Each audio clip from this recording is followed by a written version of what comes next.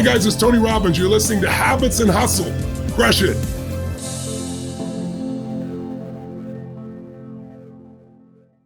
So guys, today on Habits and Hustle, we have Jimmy DeCicco, who is the oldest brother and also the CEO and co-founder of SuperCoffee. For those of you who don't know what SuperCoffee is, it is now have become the fastest growing bottled coffee company behind Starbucks. Jimmy is a former collegiate athlete who actually left his job on Wall Street 6 years ago to start this company with his two brothers. And they started it out of his youngest brother's dorm room. Since then, he's raised hundreds of millions of dollars from celebrity investors, including J-Lo, A-Rod, Patrick Schwarzenegger, Aaron Rodgers, and the list goes on. SuperCoffee has now been evaluated at over $500 million and growing. And Jimmy and his brothers place a super strong emphasis on corporate culture, and SuperCoffee was recently honored as one of Inc.'s best workplaces for the second consecutive year. They firmly believe in spreading positive energy, and the mantra they use is work hard, be nice to people. In addition to being hard at work themselves and growing their business, they are super dedicated to fitness and a healthy lifestyle. They work out at the crack of dawn, living the healthy and positive energy that they really promote at SuperCoffee. I really enjoyed speaking to Jimmy. He's super authentic, very honest, got some really great tips and tricks and facts of what it is like to be a young entrepreneur and build a business from scratch. Enjoy the episode. I really liked it. Hope you do too. Well, thanks, Jimmy, for being on Habits and Hustle. You have quite a story. If you guys haven't heard the intro, Jimmy is he's one of three brothers, and he's a co-founder of SuperCoffee, which is the fastest growing coffee chain behind Starbucks. Is that right? Close. We are bottled coffee. So we're the second largest bottled coffee in the US right now behind Starbucks. Okay, so in my notes, it didn't say, I know you are bottled coffee because I actually drink it. I actually had your creamer, your French vanilla creamer in my coffee today. Ooh, let's go. Did you like it? Yeah, I did. I like the one that's the 15 calorie serving better than the one that's the 40 calorie serving. Yeah, so I think that's our plant-based. Yeah, you're going with the plant-based one as well. So yeah, we're excited. Creamer is not something we dreamed about getting into, but it seems like a natural extension for us. Absolutely. Well, your story is pretty phenomenal. So let's just dive right in. So you and your two brothers, you guys were you guys living in a dorm? Just kind of tell me your story, because as far as I know, and like we were talking before, I just jumped you right in here. You basically are beloved by everybody, and you're doing something right. You guys are super young. You're growing this coffee brand exponentially, very, very quickly. And you're getting like all these like huge names to be investors. Like I heard you have J-Lo and A-Rod, and I want to know like how this like little kid is like doing this. So please, the floor is yours, Jimmy. Yeah, no, I appreciate it, Jennifer, and thanks for giving us a chance to share our story. So I'm the oldest of three boys, and we all played sports in college. Athletics was a big part of our lifestyles growing up. Mom and dad were both college athletes, and teamwork and being on teams was really all we knew. In college, my youngest brother, Jordan, he played basketball, and he didn't want to drink the sugary bottled coffees and energy drinks that his school store offered. His coach was old school. He had 5 a.m. practice, late nights in the library, and he started brewing coffee and adding functional ingredients like protein and healthy fats and zero sugar. Everything was sweetened with monk fruit or stevia, all for himself. He was a full scholarship starting point guard. Like he did not want to. He had no intention of doing this, but the product that he created for himself worked so well that he started selling it to his teammates and his classmates and his coaches. And that's when, heading into his sophomore year, he called me and my brother Jake and said, "Hey fellas, I have a business opportunity here. And as a full-time student athlete, I'm not going to be able to bring this to life. So I'm dropping out of school to start a coffee company." And wow. So wait, hold on. Before you go any further, let me just kind of like make sure it's, so your youngest brother created what was the original recipe? What was he doing? What was he putting in it that was like the secret sauce? What was he doing? Yeah, so this was 2016, and back then, and really today too, coffee was just coffee with milk and sugar. Every bottle of coffee was that's what was added to it, milk and sugar. And Starbucks had 46 grams of sugar and a bunch of fat from cream and milk. So he would, instead of adding milk and sugar to his coffee, he would take organic Colombian coffee, 2 cups for every bottle. He would add 10 grams of protein to make it creamy without any lactose or sugars to slow him down. Add MCT oil, which is just a healthy fat from coconuts. Our body burns that for fuel. It works with the caffeine. It's sort of a carrier for energy. And then he would sweeten it with monk fruit, which was an all-natural sweetener. It's a plant-based sweetener from Southeast Asia. And that combination tasted like a Starbucks Frappuccino, but it was only 70 calories instead of 300 calories and had 0 sugar instead of 46 grams. So he was like, look, this thing tastes good. It's good for me, and it makes me feel good. So was it like, what kind of protein was he putting in? And also, I believe there is a huge craze. People put butter in their coffee for the MCT oil and for the fat and for all that stuff. So why didn't he just do that? Was he not drinking the bulletproof coffee, or did he try it? Did he not think it was like sufficient enough? Like, what was the reason? Yeah, no, it's a good question. And he was certainly inspired by Bulletproof coffee. Back then, Bulletproof was mainly just a blog and a recipe by Dave Asprey. And he would put the butter and the protein or the MCT oil in his coffee. And it gave him such energy that he was like, this is great. But he had 5 a.m. practice, so he didn't want to wake up at 4 and brew a pot of coffee and melt the butter and make the whole mess and stuff like that. So, and if you make bulletproof coffee and then put it in the fridge for the next day, the butter congeals, like it becomes solid, so you can't really drink it. So he removed the butter, he added protein, he kept the MCT oil, and found a flavor that worked for him and could stay in the fridge for the week. Oh, so it was more available, like in terms of for like lifestyle, convenient. It was more convenient.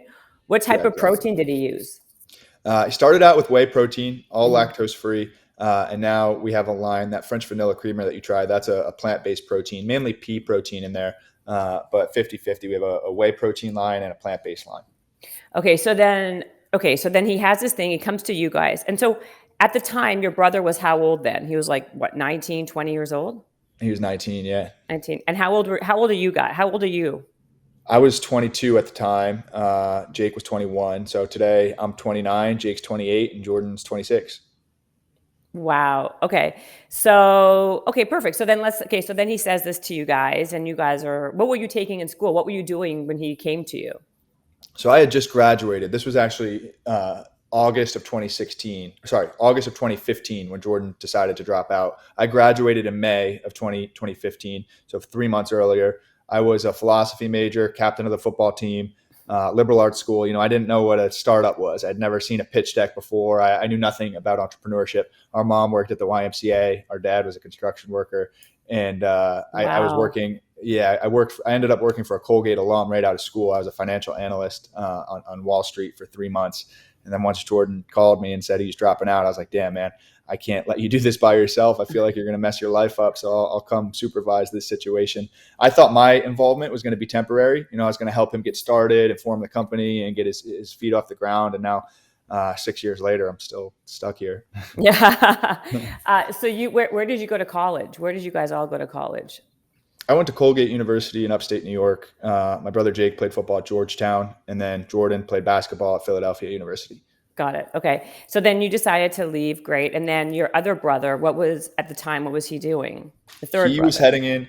So that August, he was heading into his senior football season at Georgetown. And I give him a lot of credit. He didn't drop out of school. He was 2 semesters away from a Georgetown degree. He had a great senior football season. And he was like, look, guys, I'm all in on this coffee thing. I got to graduate from Georgetown. I will give you every waking hour that I'm not in class or on the football field. And so he sacrificed a lot of his senior year social life to build this business with us. Great. So then what was the first step? So now you guys decided, okay, we're going to take this product and we're going to create something. So if you had no experience with entrepreneurship, and your parents, obviously, as you said, weren't entrepreneurs, your mom was at the YMCA. What was she doing at the YMCA? Was she teaching a class? What was she? Yeah. Yeah, she would teach classes. She was like an athletic director, but she taught I remember as kids, we'd go in and she'd be doing the not the yoga, but like when the old ladies have the step up and they're like Yes. clapping their hands and shit. That's what my mom used to teach. Yeah. Like, you mean like step class? Exactly. Step class. Yeah. That was called.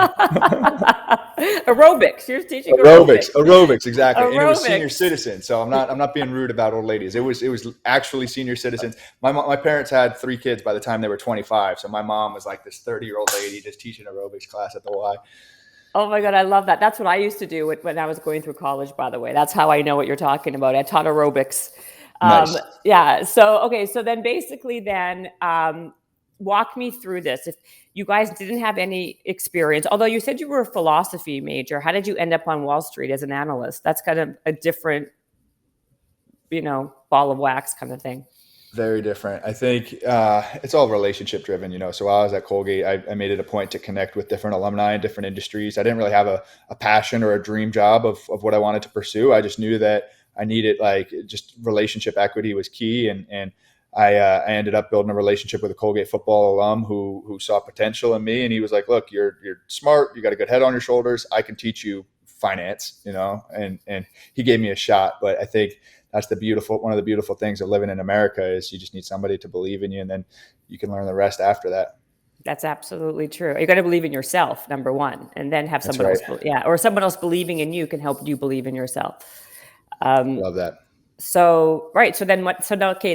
Now what? So now you kind of drop out. Do you guys raise money? Walk me through. I want to know every nuance of how you did it, because I think this could be a very, inspirational and also useful podcast for people who are really have an idea and they really want to go out there and pursue it, but they don't have the courage and they don't have the, they don't have the wherewithal. This is you guys had no experience and you're on your way. The company now is evaluated at 500 million, I heard. Is that accurate?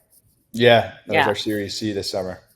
So, I mean, you guys are doing something right. So tell people how 3 kids who had no idea what they were doing, how they did it.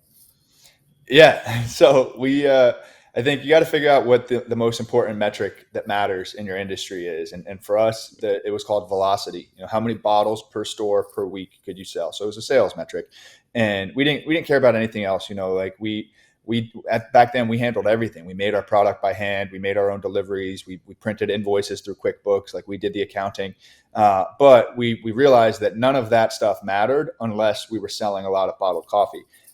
So we raised $30,000 from 2 of our aunts, and our family doesn't come from money. They never had any kids. So they're like, look, we believe in you guys. We see how passionate you are about this. Let's give this thing a shot.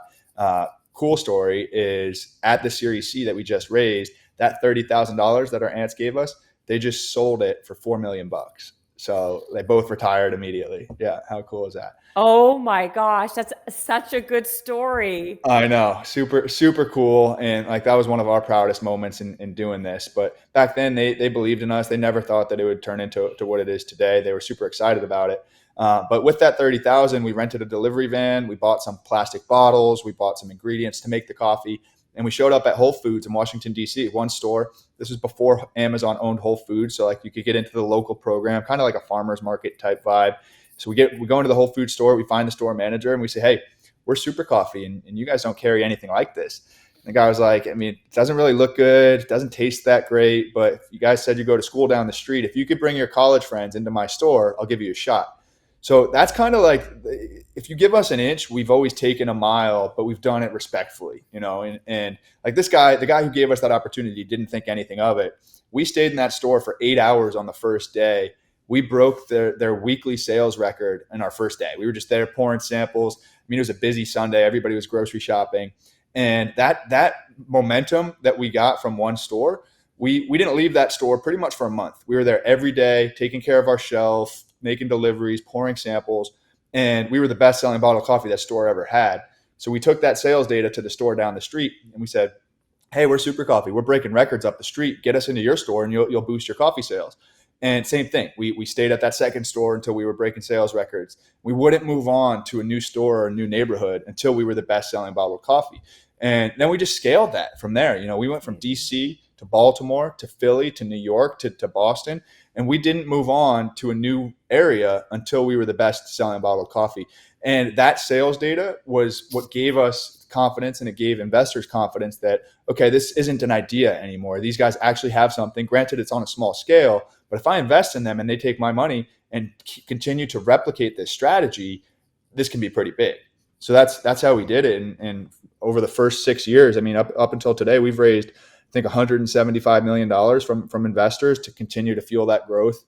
We're 140 full-time employees, sold in 50,000 stores across the country. It's been wild to think about those first days of making deliveries. That's amazing. So that's an interesting strategy. So you really did the grassroots thing. You kind of, and you didn't move on until you stayed at one store, focused on one store, and then when that was a super success, that's when you moved on to store 2, store 3. But how did you guys? You're only 3 people. I mean, you don't have a lot of manpower. Did you guys start hiring people to man the store? So let's say you're doing the first Whole Foods.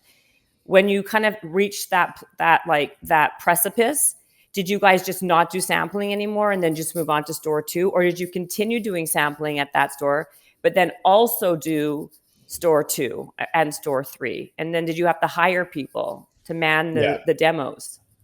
It's a great question. So to this day, we still pour samples at those early Whole Foods, my brothers and I and our team. But for the first 18 months, it was just the 3 of us. And then we hired our first full-time employee 18 months into the business. We taught him the DC, Maryland area where we really built up that book of business. And then my brothers and I moved to New York City to build New York City out. And as we got traction in New York, we were able to raise money and continue to build out that team. But we probably stayed in the Northeast from DC to Boston for the first 4 years. Like, we didn't expand to Texas or Chicago or LA really until years 5 and 6. So then how, I'm still stuck on the sampling, because to get to that level, I know, emerging brands, small little brands who are sampling, it's manpower, right? Like, you need to have someone manning that booth for 10 hours a day. So then did you hire people to when you were moving on to New York, when you moved to New York, did you hire students even to work these booths? Yeah. So we had one full-time kid in DC, and he would hire like part-time summer interns and people who were willing to work on the weekends. And today we call it the Positive Energy Project, or the PEP Squad for short. So we have over 240 people in part of this ambassador program, and they're pouring samples. They're showing up at local events, Spartan races, triathlons, marathons, things like that. So, and they work hand in hand with our full-time sales force now. So yeah, I mean, it was manpower, and there was nothing sexy about it. I always tell brands, like, your job doesn't start when a place like Whole Foods says yes to take your product. That's when your job begins. A lot of people are like, yes, I got Whole Foods, let me go focus on Target. It's like, no, you got Whole Foods. Now you got to get that product off the shelf. Right. So, I mean, we were sort of myopically focused on what we call the boring basics. It's just fundamentals, and I mean, it's repetitive, it's redundant, it's not that fun, it's not that creative. But I do not think that having a good product and a good brand is enough to be successful in this industry. You still have to put in the hours to make sure that your product comes to life and stands out in a crowded category. Absolutely. I think that's a very good point. I think that people think that if you're in 50,000, stores, or, I should say, like, whatever, what do you call it? Not stores. You guys call it something else. Accounts or whatever. No. Like, I think it's like whatever it is, that your job is done. The problem is those stores can also bankrupt you. Those accounts can bankrupt you, because if you're not selling, they'll just take you off and you're done. Like, they don't want your product. Like, I know Costco's and stuff like that. Like, yeah, people are like, wow, I made it, I'm in Costco. Yeah, but now it's your job to get that product sold from Costco to the person's home, or else that they will drop you after a certain amount of time. So that's true. I think that the job doesn't even begin until you actually, that's like where the hard work becomes, Mm-hmm. So then how did you do it? So did you guys all divide and conquer? Like, what is your role? What's your role? What's your brother's role? How did you divide and conquer? Or do you guys just all do everything? Yeah. In the early days, we all did everything. We would rock, paper, scissors, shoot to see who had to wake up at 4 a.m. to make deliveries. And then as the business got bigger and we got to hire folks, We each clearly defined our lanes. And it's not like we sat down one day and we said, Jordan, you're going to work on ops. Jake, you're going to take sales. Jimmy, you're going to go raise money. That's sort of naturally what happened. As the business grew, those were the three most important things. Operationally, making the product, making sure we ordered ingredients, the supply chain was sound, we could get product there on time, in full. Selling product sales, like I said, was the most important metric. Jake just happens to be a great salesperson. Jordan, our founder, innovator, tinkerer, he loved the operational side of the business. So he lent himself. He's our chief operating officer. Jake's our chief revenue officer. And for me, I enjoyed working with investors and solving problems, bringing different advisors to the business. So today I oversee our finance and our marketing. So I think we got lucky in that regard, that our personalities sort of lent themselves to a third of the business. And if without that distinction and division of labor, we would have killed each other. If we had three people trying to be the CEO, it would have been a tough place. But in the early days, we set our ego aside and we said, look, we're going to operate three people as one and do this together. And we're going to communicate. We're going to be real with each other, and we're going to win. That's amazing. So now you're in New York, and now what? What was the next tranche of money? You got $30,000 from your aunt. What was the next round that you raised? So for the first 3 years, we raised like a series of convertible notes. So we raised $5 million in convertible notes, and $100,000 here. 3 months later, we'd raise $250,000. 3 months later, we'd raise $500,000. All from random connections we made while honestly pouring samples. We don't come from money, so like we didn't have a network of investors. We were pouring samples at one Whole Foods in DC. My brother Jake was wearing his Georgetown football shirt, and this guy comes up. He's like, "Oh, go Hoyas! I'm a Georgetown alum. I love what you guys are doing. How can I help?"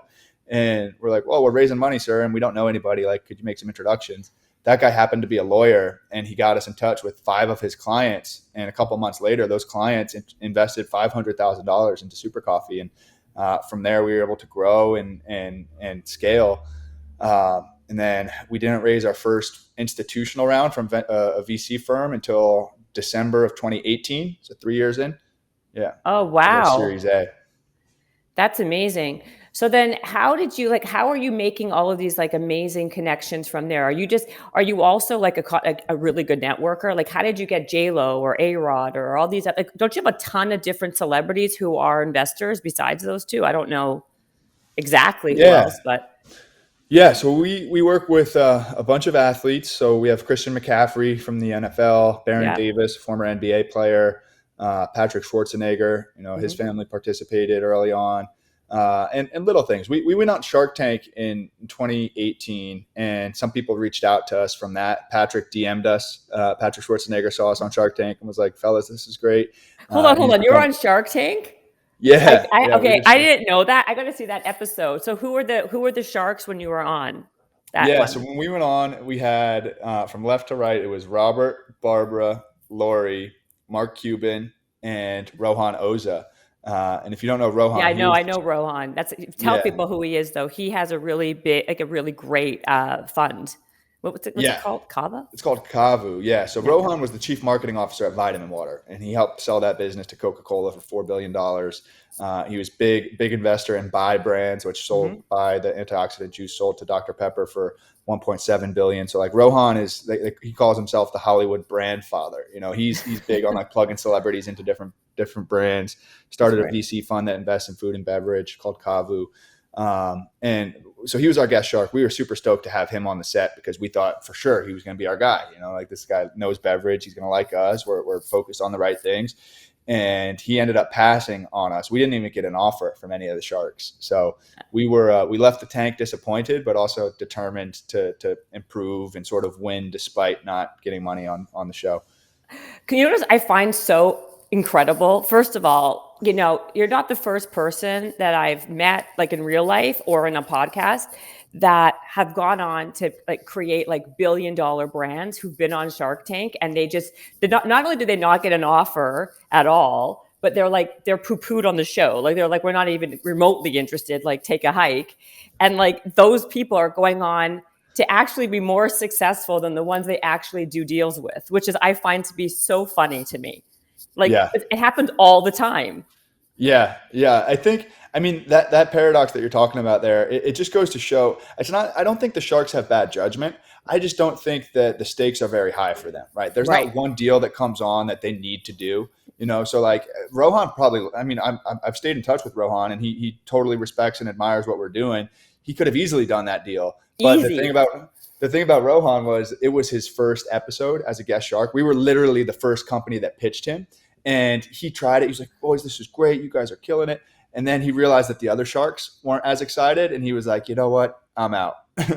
Oh my God. Cause that would be like, I would think that you were going to say to me, oh yeah, we're with Rohan, which would make perfect sense. Cause he did, I think actually he did Poppy also, the new one, but like you guys are just, I mean, it's like not even in the same category. I just think that is so hilarious that you were on that episode with him, which this is his specialty. Right. And like, he must be like really kicking himself now. He has to be. He has to Yeah. be. No, I mean, I think he's doing just fine. He's had a couple big wins under his belt, but recently though, what has he had besides Bai and vitamin water? I don't know. I was 4 years ago. Recently, Yeah. not much. I mean, he's still got some good brands that are like doing well, but haven't got it across the finish line. And neither have we. Like we have a lot of work to do over the next couple years to make this thing a big success. Well, who is your big competition now anyway in the canned coffee area? So, I mean, you definitely have niche startups like Bulletproof that are more functional and focused on biohacking and the keto diet. Then you have more craft players like Blue Bottle and La Colombe. La Colombe is a similar brand to ours. But then you have the big guys. It's Starbucks and it's Dunkin' Donuts. And Starbucks is distributed by Pepsi and Dunkin' is distributed by Coke. So just this year, we finally passed Dunkin' Donuts as the number 2 bottled coffee in the U.S. That is just incredible. So, I mean, that is unbelievable. I mean, it's very, very, very difficult. I mean, if people are not in this particular area, I even know it's so difficult in a saturated market, especially in a product that needs to be refrigerated, right? Like it's very competitive. You need to move stuff. Your product doesn't need to be refrigerated technically. Like it doesn't until you open it. Right? That's right. Yeah. Shelf stable, which is great. That's really allowed us to build big displays in grocery stores and ship product through direct to consumer. But it's best enjoyed refrigerated. We say cold is sold. Yeah, cold is sold. Well, when I go to the grocery store, it's always in the refrigerator area. It's not in the shelf stable area. So that's a good thing, That's good. Yeah. Okay. So get back to this. So then how did you so you're on Shark Tank. I digress there. So how did you get all these big athletes and big celebrities? What was I know how you got those lawyers through that one guy who demoed the product. Yeah. Right, was exactly. J-Lo at Aero one day and she's like, damn, I love this product. I mean, No, so we actually we had our first CFO. He had a connection who worked at a private equity fund in California, and they ended up investing in our Series A. They're still investors today. It's called Skyview Capital. okay. So they invested in us, and we're great making introductions throughout LA and throughout that scene. That's how we met Baron Davis, and through those guys, we ended up getting introduced to one of A-Rod's business partners. And Alex is one of our, I mean, we grew up in New York, so we're Yankee fans. My brother Jake used to wear number 13 because he wanted to be like Alex Rodriguez. So we were thrilled to have this opportunity. And now that he's in his post-baseball career, like he's really determined to become a business billionaire. He just bought the Timberwolves. He's made some great real estate investments. Warren Buffett's one of his mentors. Like he's a really impressive guy. And he knows that by investing in high growth startups, like that's how he's going to do it. So we had a Zoom call with him this was last summer, June of 2020. And we had a Zoom call with him and we see this woman's arm in the Zoom. And I'm like, fellas, that's not his assistant. That's gotta be J-Lo. And sure enough, like she pops in like midway through. She's like, hey boys. And we're like, hello, Mrs. Lopez. Like, nice to see you. And they ended up doing a big deal. The two of them combined invested $8.5 million into SuperCoffee. Today, obviously, now that they've split up, it's a little bit complicated behind the scenes because they have like a joint fund that they participated in. Oh my, yeah. What's going to happen? How does that work? I don't know. I mean, the business is doing well, so I think they're both happy to be investors. We have more contact with him than with her since he sort of sourced this investment. First of all, that's like, I'm surprised that they put that much money in, because it doesn't matter how successful or how rich somebody is, because usually it's those people who are much more modest and they'll go in with like the lowest amount and see what happens. They'll like disperse a lot. The fact that they would put that much money in, I think that just says so much about you guys and your product, really. Like, that's a lot for one person. Totally. No, that's a lot for everybody, for anybody. And we were excited about it. And like I said, they together, they want to make big wins, so like, they're not in the business of investing $100,000 to make 500,000, that doesn't really move the needle for them. But if they invest 8 or 10, maybe they make 50, and that's a meaningful return for them at this point in their careers. Absolutely. So then who else are so how much, what other athletes or people did you say that you have, or who are the big investors? Yeah. So Christian McCaffrey, who's the running back for the Panthers, DeAndre Hopkins, wide receiver for the Cardinals. We did a small deal with Kevin Hart through his Heartbeat Ventures, which was cool. A lot of these deals are silent investors, these athletes and celebrities are smart, right? They're like, look, we'll give you our capital because we think this is a good investment for us. But if you want to use our name, image, and likeness, like there's a price that you have to pay. Pepsi's paying guys like LeBron James millions of dollars a year. So they recognize that unless they own a significant chunk of the company, they're not really incentivized to promote. So, I mean, Alex is a little bit different. He's proud to be an investor in Super Coffee. So you'll see him posting it on his stories and talking about it on Sunday Night Baseball. So we got lucky there.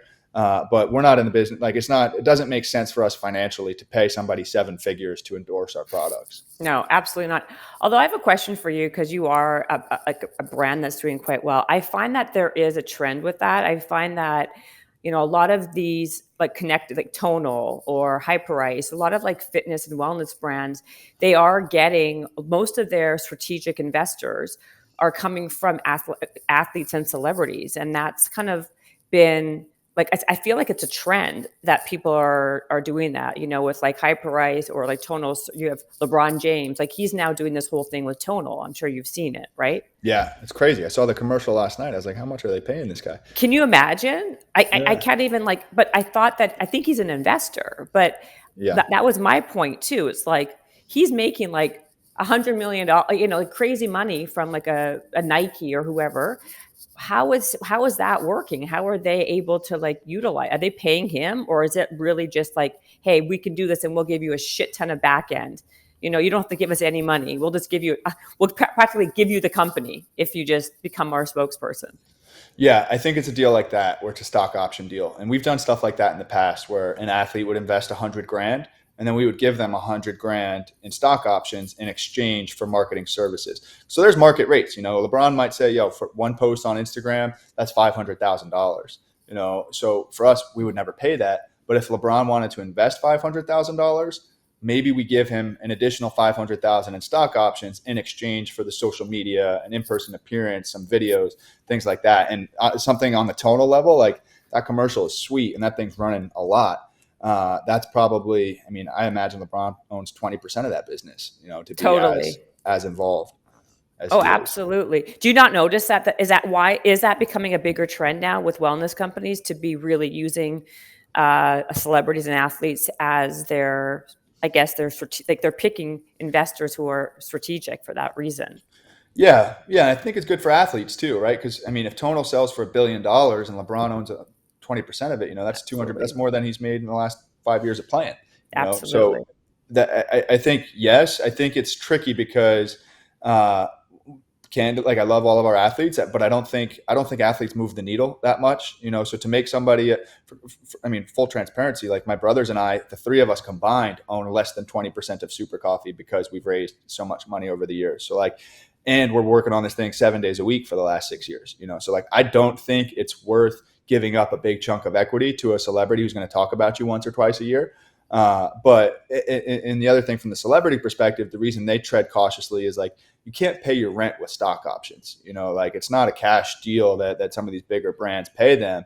but they do recognize the upside. I mean, it's an investment. It's a gamble. Like if Tonal hits it big, LeBron is set. Like it's gonna be a huge investment. He's probably gonna make him over a billionaire if he's not there already.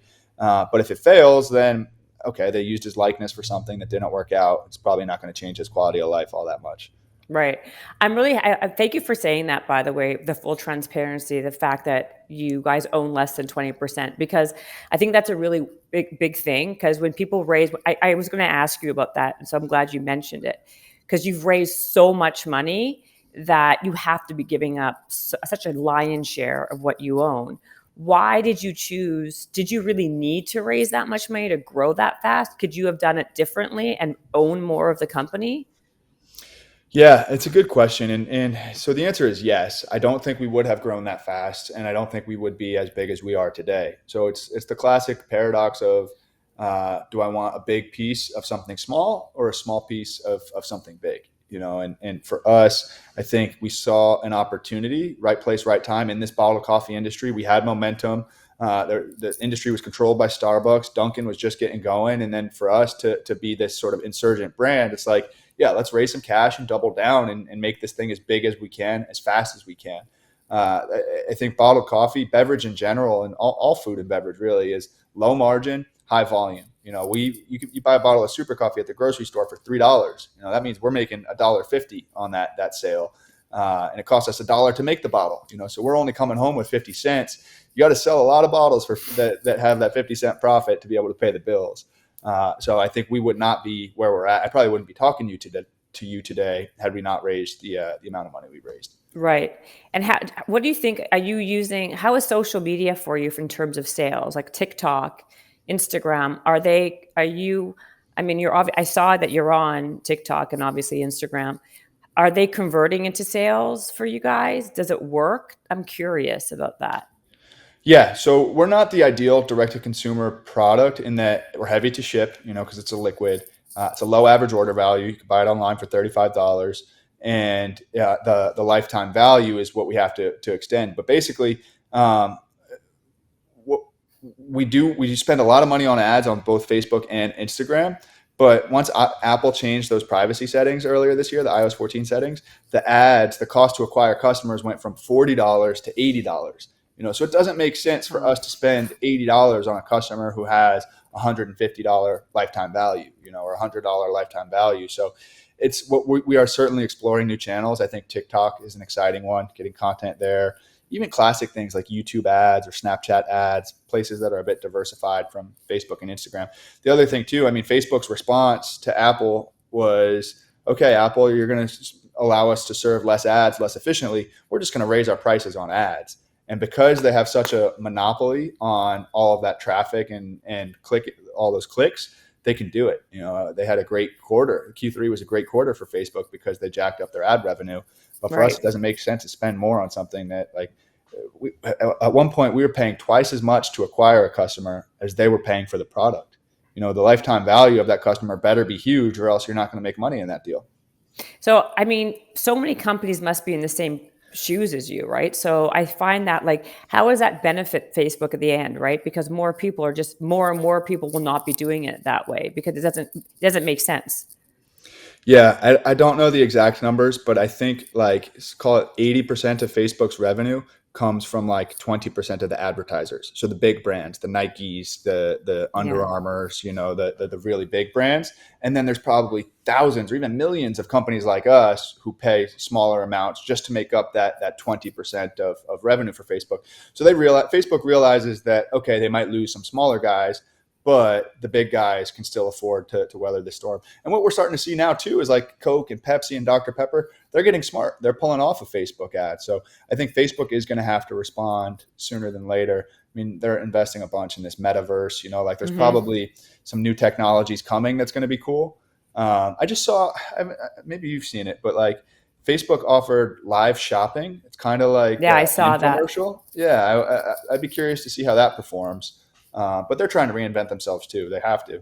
Yeah, I know. I'm curious myself because I mean, a lot of brands that I know, they're selling strictly on Amazon, and they're not even in brick and mortar, and they're making a lot of money by spending They do only digital ads, and then they're selling it all on Amazon.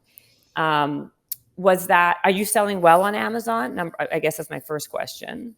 Yeah, You sell yeah. well So on our Amazon? online, so 80% of our revenue happens in stores. We call that retail, and then 20% is direct to consumer or e-commerce. And of that 20%, it's about a 50-50 split. Our website, drinksupercoffee.com, and then Amazon. Amazon's a little bit less profitable after we pay like the seller fees and things like that. Yeah. But it's efficient. The cost to acquire customers on Amazon is cheaper within their advertising platform than it is on Facebook for us. So then, what is the best that you've tried so far in terms of the digital marketing spend? Forget about Facebook. I mean, Amazon, I get that's worked the best. Is YouTube? You said TikTok is going to be something that you're very interested to see what happens. But has YouTube been the best for you in terms of YouTube ads? Yeah, I think YouTube's been the best. There's not one thing, right? And I hate this answer because I wish that there was one thing. It's like you have to be pretty good. You have to diversify, right? So if you have $100 to spend it on 5 different platforms, $20 per platform. So put some money into Facebook, some money into TikTok, some money, because they're all going to perform better than others in certain aspects. Yeah, I think we have a really well-rounded marketing mix. And it's also good for situations like this with Facebook, where you don't have all of your eggs in one basket. I mean, there's companies that I know that are strictly direct to consumer companies that are going out of business because they fully relied on Facebook driving new customer acquisition at a low cost. Right. So, I mean, and also now that I guess you're lucky that you're in all the brick and mortar. Like you have such a dominant, you're so visible there. How are you moving product off of there? What's the marketing behind that? What are you doing to move product off the shelves there? Is it a different strategy? How are you doing it? Pouring samples, baby. But no, with the pandemic, you weren't allowed to do anything, and you've been growing. Yeah. What was your growth like during the pandemic? So it's a good question. I think that the marketing piece is in store. You want to be as visible as possible. So like if that cooler that you referenced earlier, like if we only have 4 facings in that cooler because it's limited space, we want to have a shipper, like a cardboard display shipper, right outside in the aisle. We want to have our branded refrigerator in the self-checkout lanes. We want to be over in the bakery because when people smell donuts, they want to buy coffee. And our team has to go through and make those plays happen based on their relationships with the store managers.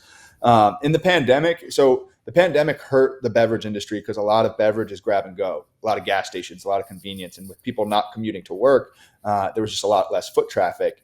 But the grocery industry stayed strong, where people were shopping grocery less, but they were buying more each time. So they'd stock up their carts. And for Super Coffee, we had a strong presence in grocery stores. We weren't that well distributed in convenience stores yet. So we were actually protected a little bit. So we doubled our sales last year during the pandemic, and we'll double them again this year, which is exciting. We're fighting the good fight in an industry that isn't benefiting from COVID. Right. No kidding. How about your other product line? Because I know you've got tons of SKUs, right? So you have, how about your creamers? How are they selling? Like, what do you have besides? Tell people, because I mean, you know more than I do what you have. Yeah, so we started out as bottled coffee. We wanted to be the healthy alternative to the Starbucks Frappuccino, and we applied that same reasoning to the creamer set. We looked at creamers, and it was International Delight and Coffee Mate. It's a bigger category. Like bottled coffee, when we started, was $3 billion in revenue. Creamers, $4 billion, and there's only two main players make up most of those sales. It's International Delight and it's Coffee Mate. And those drinks are like canola oil, sugar. It's gross, I know. Yeah, I mean, it can't be good for you. Yet you see it in everybody's fridge. My aunt, who's one of our healthiest people I know, keeps her Coffee Mate right in the fridge. It's so true. It's so true. It's like one of those things where no matter how healthy the person is and they eat so clean, you open, they have the French vanilla Coffee Mate, the sugar-free or whatever. It's so true. Totally. Everybody. And I mean, that's just because those are the only options, right? If you want a coffee creamer, it's either coming from Coffee Mate or International Delight. And now you're seeing like healthy, like dairy alternatives pop up, like Califia Farms and Nut Pods and brands like that. So for us, we were like, look, there's room for disruption in this category. Let's be the low sugar, zero sugar. Let's be the zero sugar, high protein, low calorie coffee creamer to a International Delight or a Coffee Mate. So again, it wasn't as sexy as bottled coffee, not as high velocities, not as high sales, but sales are going super well. I would say probably 60% of our revenue is bottled coffee. 30% is the creamers, and then 10% is pods and grounds. So we have K-cups and ground coffee enhanced with vitamins and antioxidants. Oh, I never tried that part. I never tried that, the ground coffee before. And then Yeah, they're good. Why don't you do cold brew? We do have a cold brew. So we have a cold brew in a can. It kind of looks like this. It's yeah, but that has cream and all that. Like just plain black cold brew. Yeah, so we do. It's not everywhere. So like if we're presenting to a retailer like Ralph's out in Southern California, we'll give them our 9 best moving flavors, and they'll usually take 4 or 5 of them. So cold brew, I mean, you and I love cold brew. That's what I drink in the morning. Yeah, me But too. the reality of America still wants sweet. They want flavor. So cold brew is probably one of the last items that we get into a set when we're presenting our best-selling items. That's so interesting. So what's that? So of the coffee stuff, so is your best seller the jar of coffee, the like coffee with, which one is it? Do you have it there? Do you want to show it? I'm just curious. I'm actually just curious. Right. Not so that this is one. our French vanilla. I don't have anything else within reach. Like you have, I know I saw it at Sprouts. It was like $4.99, and it was a glass bottle. Yeah. So we're converting the glass into this next year. So it's like a jumbo super coffee. Why are you doing that? 32 ounces because it's more recognizable to our bottle, and it just looks better. So this performed a lot better. And it's all recycled PET, so it's full post-consumer recyclable. It's like the sustainable equivalent to glass. And this is actually the cold brew too. So yeah, I mean, this sells super well. Multi-serve, like something like this that has 3 or 4 servings in it, performed super well during the pandemic because people were just stocking up their fridges. Right. So that's a big opportunity for us. That product that I just showed you doesn't come out until next year. My CMO is going to kick my ass for showing you. Oh, I was going to say, I would actually legit buy that stuff though, because I only drink cold brew. That's the problem. Like if your stuff, like you said, it's much more mainstream for people who are liking the flavored and all that stuff. So someone like me, what would be the best product for someone like me who's very health oriented and health conscious and likes the cold brew? Which one would I drink?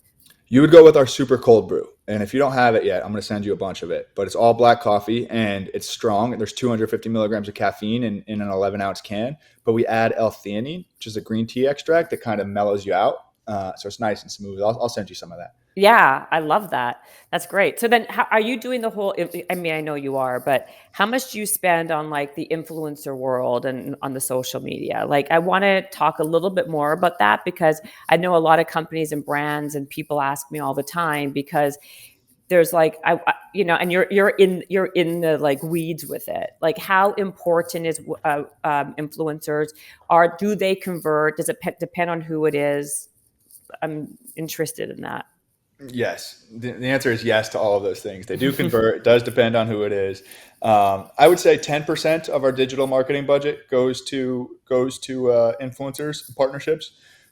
It's mainly right now high-end fitness. So Super Coffee performs really well in places like Barry's Boot Camp and Equinox and things like that. So a lot of our influencers are coaches and athletes and not super famous people. Like my buddy Devin has 500,000 followers and he bear crawled the New York City Marathon and he's constantly like optimizing his body through food and beverages and things like that. I follow him actually. And I found him through you guys because I was looking at your stuff. He's great though. I really like him. Like in terms of awesome. Like, he's like a great, I like him. He's a great fitness influencer. He's so fit and he's always doing like amazing shit basically. Totally. He's doing backflips. He's doing crazy stunts that people like. So there's an entertainment value to it, but he's also saying like, hey guys, to keep my body in the best possible shape, I'm doing stem cell therapy or I'm doing this or I'm wearing this gear and I'm drinking this product. And I mean, he's been super great because he'll literally post about drinking super coffee every single morning as a part of his routine. That has far more of an impact for us than Jennifer Lopez, who has 180 million followers posting one time. Totally. People kind of see through those things. So yeah, and Devin actually has a company called Creator & Co, where he takes influencers and sort of throws them into this metric where he can measure performance. So like, for instance, if he was measuring himself, he would say, hey, I posted 3 times this month. It drove $100 in sales to drinksupercoffee.com. You should pay me $50 based on that. Versus like in the past, we never really had any way to track that. We might pay a yoga instructor $3,000 a month for 3 or 4 posts and some content that we could use in email, but we didn't know if it was actually driving revenue. So yeah, I think influencers are good for brand awareness, and they provide that social proof. You know, if you follow somebody who you trust and look up to on Instagram, and they're drinking something that tells you that helps them, you're probably going to go buy it.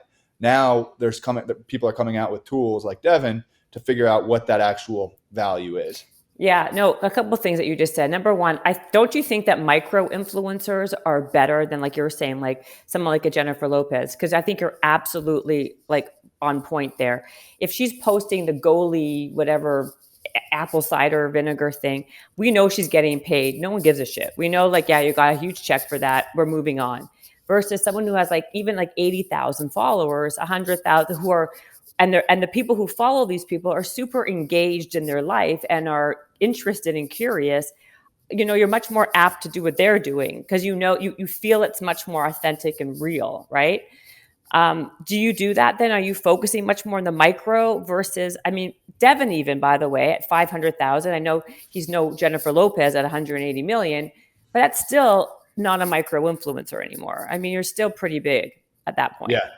Yeah, agreed. And Devin, I mean, he could charge a premium to brands. You know, he certainly does because it moves the needle. He has an impact at that engaged following.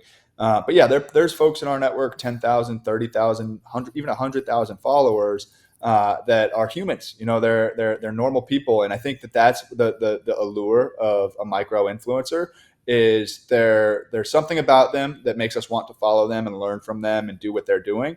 But they're also like not on this pedestal like J-Lo, where like J-Lo to me doesn't even seem human. We've met her in person. We've given her hugs. We sat in her kitchen. And she's like a goddess, you know, like it's not something that we can understand versus somebody like my friend Dan Churchill, who's a chef. He's a celebrity in Australia. He's a great guy, but he's also like a normal dude too. Yeah. Something like relatable. So true. It's so funny about Jennifer Lopez. I mean, I would be the same way. I don't know why, but like I meet people all the time. I could care less. She does seem like she's like not a human being. Like she seems like not of this world. What right.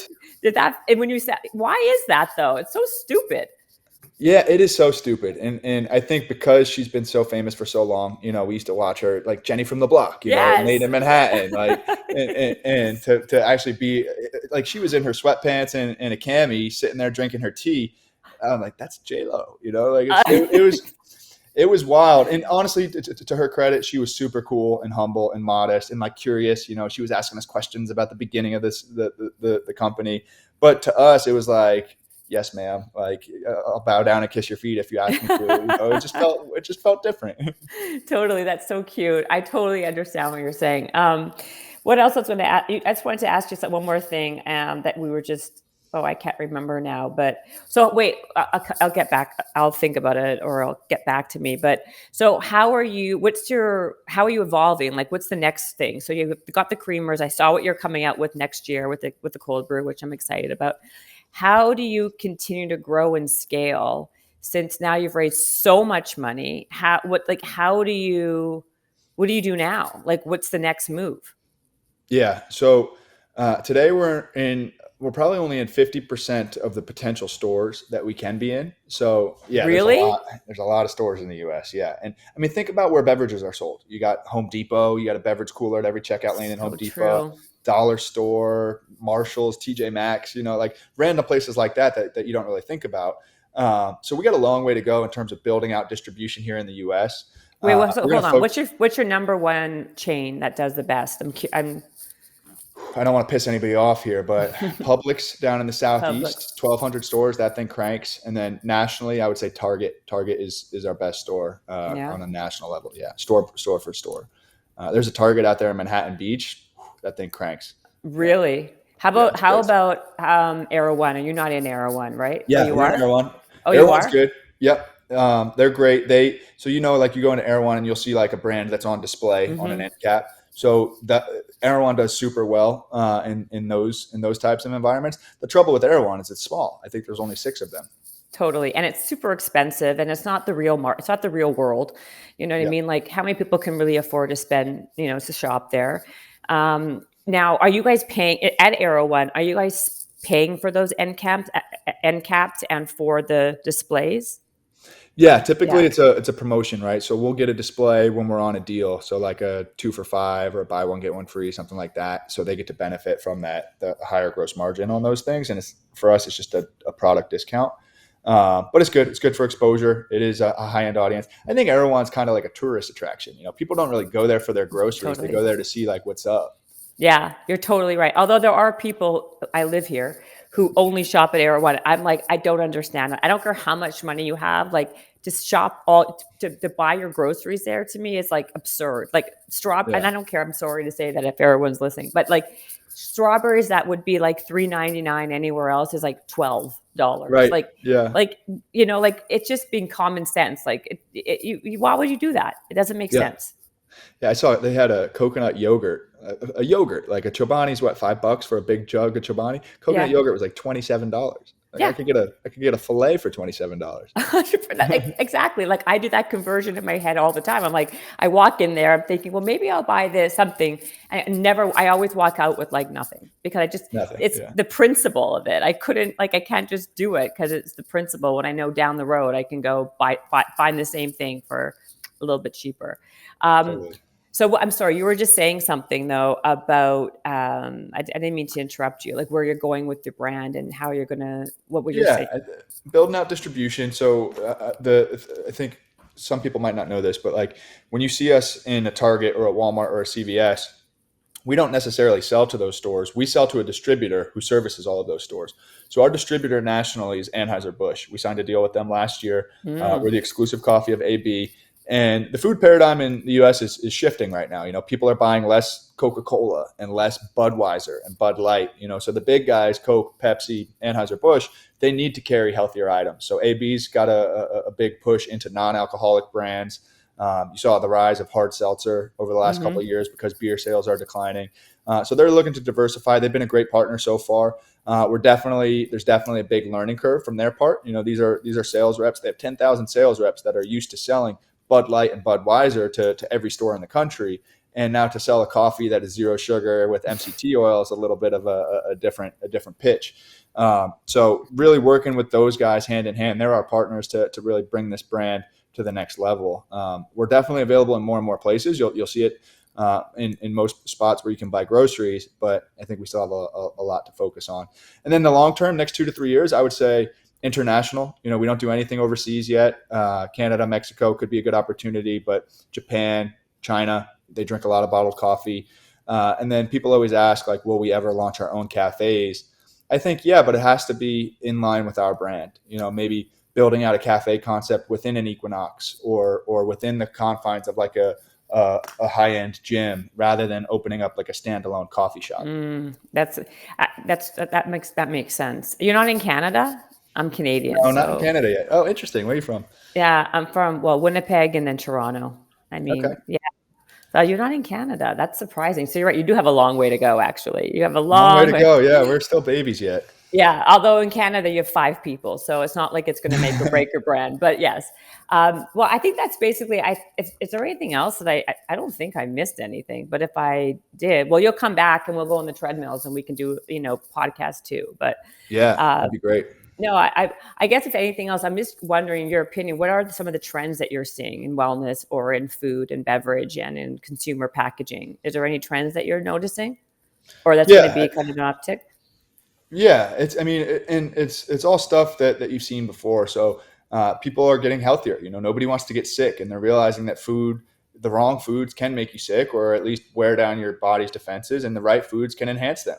So I think people are shying away from sugar. They're shying away from artificial ingredients, things like vegetable oils, canola oil, stuff like that are starting to get a bad rap. So what you're starting to see, the number one truth in food that drives purchase decision is it has to taste good.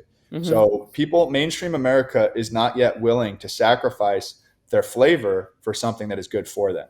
So if it's going to be good for somebody, it has to taste good too. Totally. And I think that's the challenge that we as better for you brands face, is like, how can we get something to taste like it has 46 grams of sugar in it by using natural sweeteners, without the aspartame or the sucralose or things like that.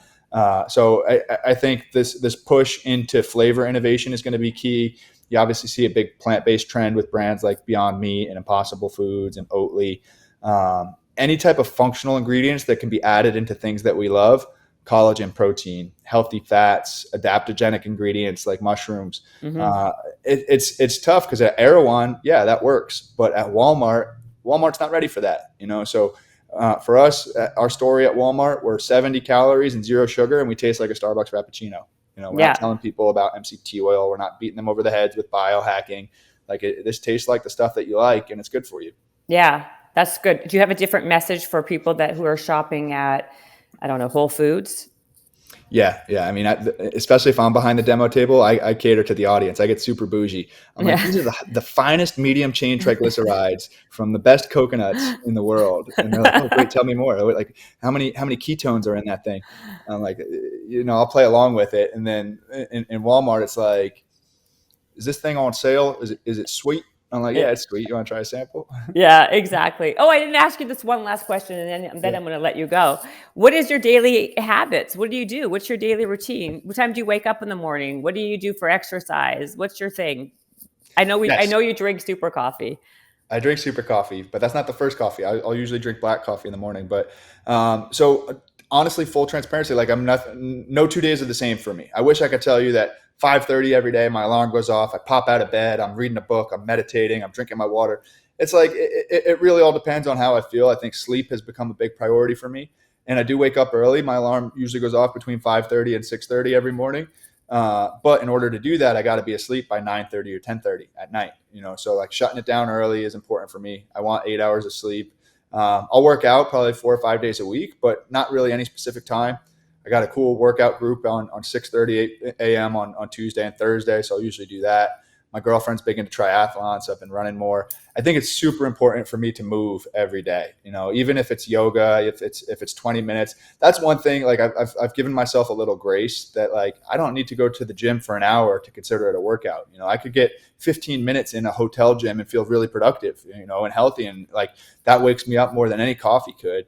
And then I think another non-negotiable for me is food. So I avoid added sugars. I don't eat that much bread or that many carbs. And I'll supplement with like protein and healthy fats and a lot of veggies. So I do that where I can too. But you're not a vegan, are you? Not a vegan. No, I am an avid bow hunter. I like to shoot or eat what I kill. Oh, wow. Oh my gosh. Yeah. Good for you. Okay.